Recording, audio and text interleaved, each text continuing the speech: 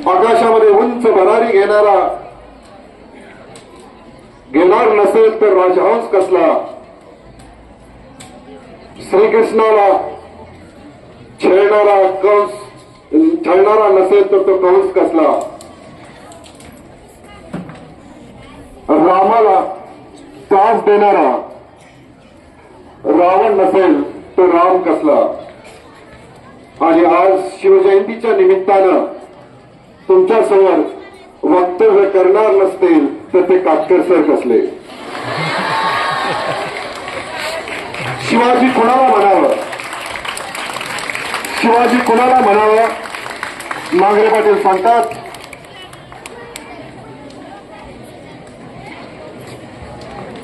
काय सांगतात बघा, शिवाजी कोणाला म्हणावं. पहा, 2000 सैन्यांसमोर एकटा झुंजणारा बाजीप्रभू असेल, आपला एक हात तुटला तरी सैन्याची एकसारखी झुंज देणारा तानाजी असेल, दिल्लीहून पुण्याला 8 तासामध्ये घोडा आणणारा संताजी असेल, शत्रूच्या सैन्यामध्ये छावणीमध्ये घुसून शत्रूच्या छावणीचा कळस कापून आणणारा तानाजी असेल, आणि डहाण्या वाघाला सामोरं जाऊन त्याला उभा फाडणारा संभाजी असेल, आणि या सर्वांना एकत्र घेऊन स्वातंत्र्याचं तोरण बांधणारा हा शिवबा होता.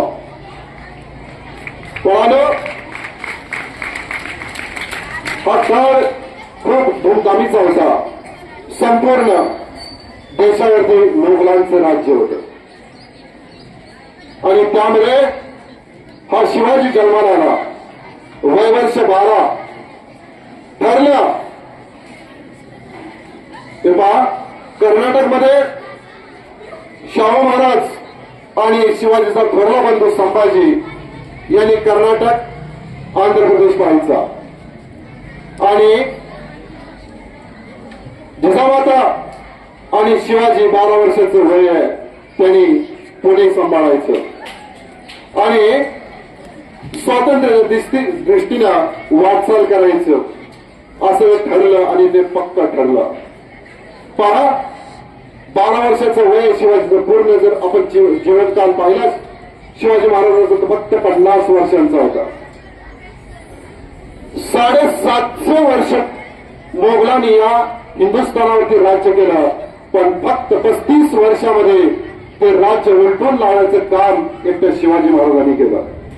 म्हणून आपण लोन मुजरा करतो, त्याचं कारणही आहे.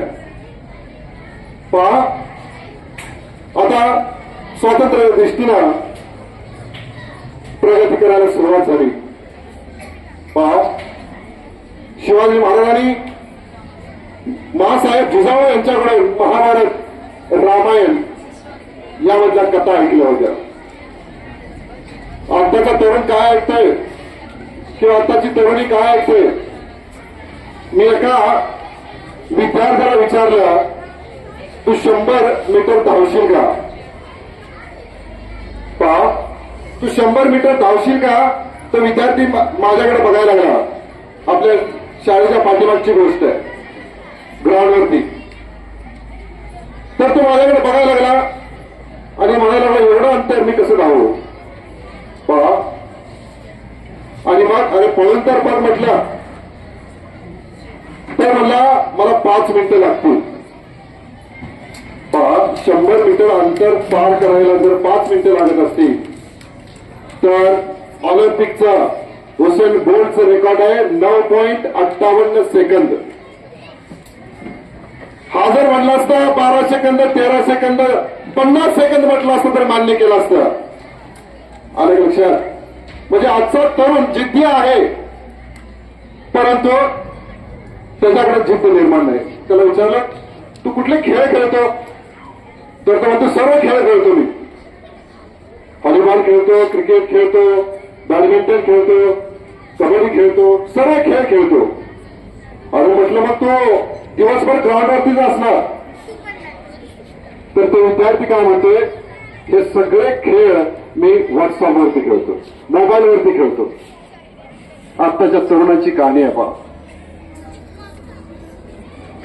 मग असं जर तरुण असतील तर मला सांगा या देशाचं भवितव्य काय?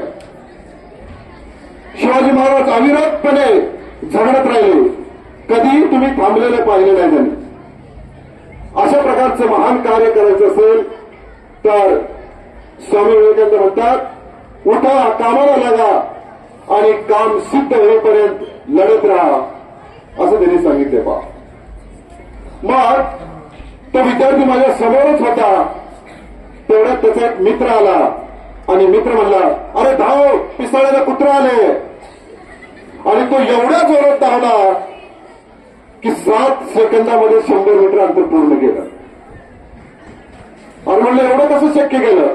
म्हणलं पाठीमाग कुत्रं पिसाळलेलं होतं, चावलं असतं तर 100 इंजेक्शन घ्यावे लागले. पहा, अशा प्रकारचं धाडस आताच्या विद्यार्थ्यांच्याकडे आहे, परंतु त्याला संधी नाही आहे. त्या संधीचं सोनं करण्याचं काम तो कधीच करत नाही. आज तो गुंतलेला आहे पूर्णपणे मोबाईलमध्ये. पहा, तर असे जर तरुण असतील तर कार्य काय होणार आहे पहा. ज्यावेळेस अफजल खान 2000 सैन्य घेऊन प्रतापगडाकडे निघाला होता शिवाजीला मारण्यासाठी, त्यावेळेस त्याच्याकडे अनेक हत्ती होते, घोडे होते, सगळा लावाजमा घेऊन तो चालला होता. मात्र शिवाजी महाराजांच्याकडे किती सैन्य होतं? फक्त 2000. या 2000मध्ये ते त्याच्याशी शेत येऊ शकले असते का? पण जिद्द, चिकाटी आणि जिंकण्याची रग म्हणतो ती त्यांच्याकडे होती बा. आणि त्याच ह्याच्यातून मग आपल्याला 2000 सैन्य आहे, सैन्य तर आपण कुठून आणू शकत नाही, मग करायचं काय? लगेच त्यांच्या मनामध्ये अनेक पर्याय सुरू झाले. मग आपल्याला सैन्य वाढवता येत नाहीये, तर मग करायचं काय? तर मग शत्रूचं सैन्य मारायचं, त्यांचं सैन्य कमी करायचं सुरू झालं. आणि मग त्यांनी जो कट टाकला आणि त्याच्यामध्ये ते यशस्वी झाले, ते पहा बघण्याजोगं आहे. म्हणून आपण शिवाजीला दैवी अवतार म्हणतो. हे पहा, जर तुम्ही इतिहास पाहिला तर त्या इतिहासामध्ये असा एकच राजा होऊन गेला की बा निसर्ग हा त्याच्यावरती खुश होता. फक्त शिवाजी महाराजांना 3 वेळेस हे ध्वज मिळाले पहा. पहिल्यांदा तोरणा किल्ला बांधायचं काम चाललं होतं आणि त्या पायामध्ये 16 सोन्याच्या गाडी मिळाल्या पहा. तरीही त्यांनी एक कण स्वतःच्या संसारासाठी किंवा ह्याच्यासाठी वापरला नाही, संपूर्ण धन स्वराज्यासाठी वापरलं आणि राजगडाची सुंदरशी बांधणी केली. त्याच्यानंतर माथेरान आपल्याला माहिती आहे, ज्यावेळेस शिवाजी महाराजांना आग्र्याला कैद होते आणि आग्र्याची कैद ते सुटका करून इकडे आले, त्यावेळेस माथेरानच्या तिथे प्रबळ नावाचा एक किल्ला आहे पहा. आणि त्या प्रबळ नावाच्या किल्ल्यावर शिवाजी महाराज त्या पालखीमधून जात होते आणि पालखीमधून जात असताना त्यांचा जो शेला होता, तिथं असलेले बोरीचं झाड होतं, त्या बोरीच्या झाडामध्ये अडकला. आणि म्हणून तीक्ष्ण नजरेनं महाराजांनी त्या बोरीच्या झाडाकडे पाहिलं आणि काही चमत्कार झाला. आणि त्या सेवकाला महाराज म्हटले, थांबा. कशासाठी थांबा? तर त्यांची नजर किती तीक्ष्ण आहे पहा. थांबा म्हटल्यानंतर ते सर्वजण थांबले आणि तिथं म्हटले, ते हे बोरीचं झाड मला बोलवतंय. आणि सर्व सैनिकांना बोलवलं आणि तिथं खांदायला सांगितलं. बोरीच्या झाडाच्या बाजूनी खांदल्यानंतर तिथे एक दगडी चबुतरा दिसून आला. त्या दगडी चबुतरा होता, त्या ठिकाणी 6 सोन्याच्या घागरी मिळाल्या. हे दुसरा धन त्यांना मिळालं. त्याच्यानंतर कोयना डॅम आपण पाहिले सर्वांनी. त्या कोयना डॅमच्या पाठीमागच्या बाजूला तिथे एक वासोटा नावाचा किल्ला आहे. त्या वासोटा किल्ल्याच्या त्या ठिकाणी त्याला परत 10 गागरी सोन्याच्या गावल्या. असा एकमेव राज आहे की ज्याला निसर्गाने मदत केली म्हणूया आपण. आणि हे सर्व पैसा मोगलांच्या विरोधात लढण्यासाठी वेगवेगळे किल्ले बांधण्यासाठी त्यांनी तो उपयोगात आणला. एकही पैसा त्यांनी कुठेही वेस्ट केलेला नाही. हे पहा, आता हा इतिहास मला एवढा माहित नाही, मी कारण विज्ञानाचा माणूस आहे. आपण विज्ञानामध्ये पाहिले अनेक नावं ऐकले, पायथागोरस ऐकले, आईन्स्टाईन ऐकले, न्यूटन ऐकले, पण आपण कधी देशमुख पाटील असं ऐकले का? पाटील्स लॉ, देशमुख लॉ ऐकले कधी? कधीच नाही. मग अशा लॉ आले असते तर ठीक आहे, आपली कर्तव्याने त्या ठिकाणी दिसली असते, पण तसं कधीही पाहायला मिळालेलं नाही. पहा, न्यूटनच का त्या सफरचंदाच्या झाडाखाली बसला आणि ते सफरचंद त्याच्याच वेळी का खाली पडलं, हा संशोधनाचा विषय आहे. समजा आपल्यातल्या एखाद्या त्या ठिकाणी झोपला असता, ते सफरचंद खाली पडलं असतं, तर त्यांनी काय विचार केला असता? पहिला प्रश्न त्याला पडला असता की बरं झालं, बरोबर त्याच वेळी सफरचंद खाली पडलं.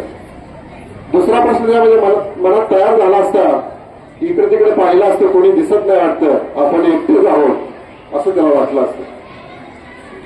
पहा, परंतु हे खालीच का पडलं असा प्रश्न कदाचित त्याच्या मनामध्ये निर्माण झाला नसता.